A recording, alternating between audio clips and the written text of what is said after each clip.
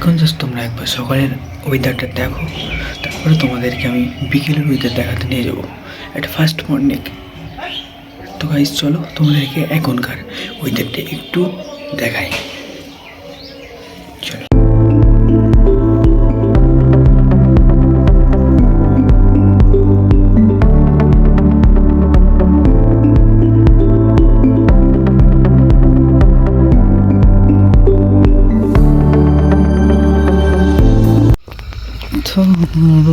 দেখে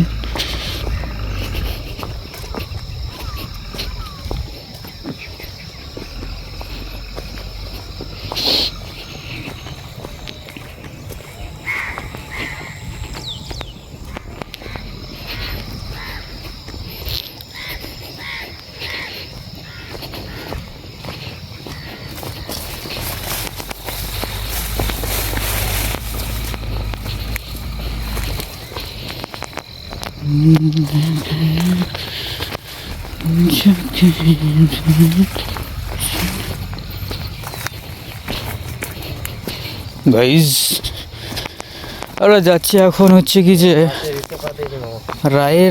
রায়ের বাগানে। তো চলো তোমাদের রায় দেখাবো। এই দেখতে পাচ্ছ এগুলোকে ডিঙি বলে। এগুলো হচ্ছে কি যে সাধারণত যারা মাছ ধরে তারা ইউজ করে। ওই যে গাইজ দেখতে পাচ্ছ সামনে হচ্ছে কি যে ওটা রায়ের বাগান, আর চারিদিকে মাঠই মাঠ। এই শীতের সময়তে গাইজ কী বলবো তোমাদেরকে, তোমাদের ওখানে যাদের মাঠ আছে তারা অবশ্যই দেখতে পাবে এই যে ইয়েলো পরিবেশ শীতের সময়তে। আর যাদের ওইদিকে বা যাদের আশেপাশে মাঠ নেই তারা হয়তো এই জিনিসটা উপভোগ করতে পারো না। তো চলো তোমাদেরকে দেখাই। চল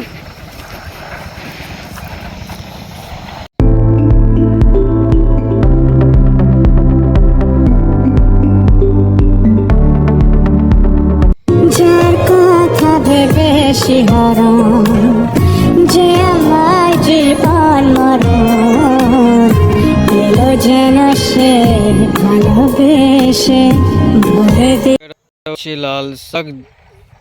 লাল শাক অবশ্য খেতে ভালোই লাগে, খারাপ না। মোবাইলটা একটু আমার প্রবলেম করছে, ক্যামেরাটা যদিও এই দেখতে পাচ্ছ হালকা হালকা গোধূলি হয়ে গেছে, তাই ক্যামেরাটা অতটা ভালো দিচ্ছে না আমার। চারি সাইডে পরিবেশটা তোমরা একটু দেখো, চারি সাইডে নদী আর নদী। আর পার্শ্ববর্তী এলাকাতে হচ্ছে কি যে রায়ের নদী। চলো আর আমরা একটু দেখবো নদীতে যে মাছ দেখতে পাচ্ছি কি না। যদি মাছ দেখতে পাই অবশ্যই তোমাদেরকে দেখাবো। চলো নদীর পুরো একবারে কাছে তোমাদেরকে মাছ দেখানোর জন্য এই যে দেখতে পাচ্ছ ছোট ছোট মাছ, একদম ছোট। এগুলো যখন বড় হবে তখন অনেক বড় হয়ে যাবে, এখন যদিও ছোট আছে। আর ওই যে দেখতে পাচ্ছ নৌকা আছে, জাল আছে আমাদের এখানে, এই জালটা দিয়ে এখানে মাছ ধরা হয় সাধারণত।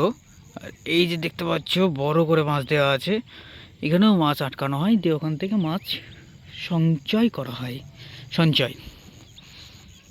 আর আর কি দেখাবো তোমাদেরকে, এই যে দেখতে পাচ্ছ দূরে ইট ভাটা, এটা এখান থেকে ইট তৈরি হয় আর আমাদের ওই দিকে বাড়ি তৈরি হয়।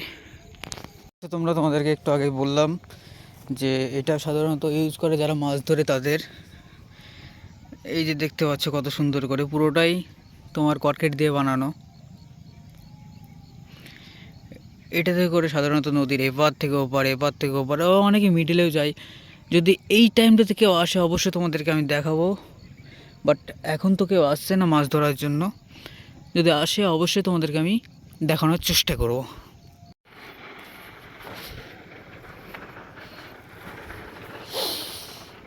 আর এই যে গাইস দেখতে পাচ্ছ নদীর তলদেশটা দেখো, নদীর তলদেশে মনে হচ্ছে পুরো আলাদাই একটা প্রকৃতির সৃষ্টি হয়েছে। আমাদের সাধারণত এই নদীতে যদি এমন হয় তাহলে সমুদ্রের নিচে কেমন হবে।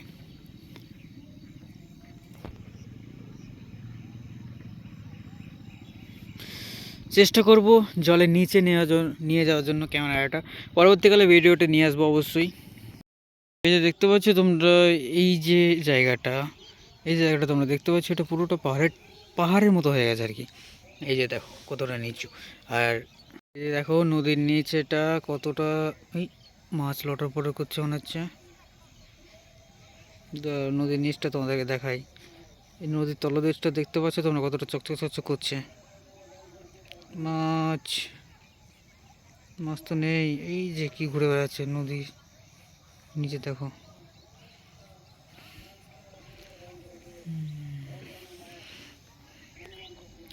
তো পাখি দেখি, ওই যে দূরে পাখি বসে আছে দেখো দুটো, দেখো ওই যে দূরে দেখতে পাচ্ছ, ওটা হলো আমাদের এখানকার বাঁশের ব্রিজ। ওই ব্রিজ দিয়ে আমরা এপার থেকে ওপার করি, বুঝতে পারছো। দেখো তোমাদের দেখাবো যদি কোনো বাইক টাইক চাই। ওই যে একটা সাইকেল আসছে গাইস, হ্যাঁ না সাইকেল না, ওটা বাইক। দেখো ওই যে বাইকটা দেখো, এপার থেকে ওপার, এপার থেকে ওপার, এপার থেকে ওপার হচ্ছে, দেখতে পাচ্ছ তোমরা।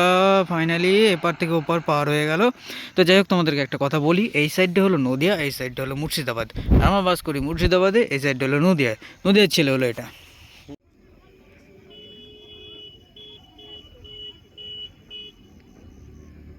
অনেকদিন পরে এসেছিলাম নদীর ধারে একটু বসার জন্য। তো যাই হোক বসে থাকতে থাকতে ভাবলাম যে তোমাদেরকে দেখাবো।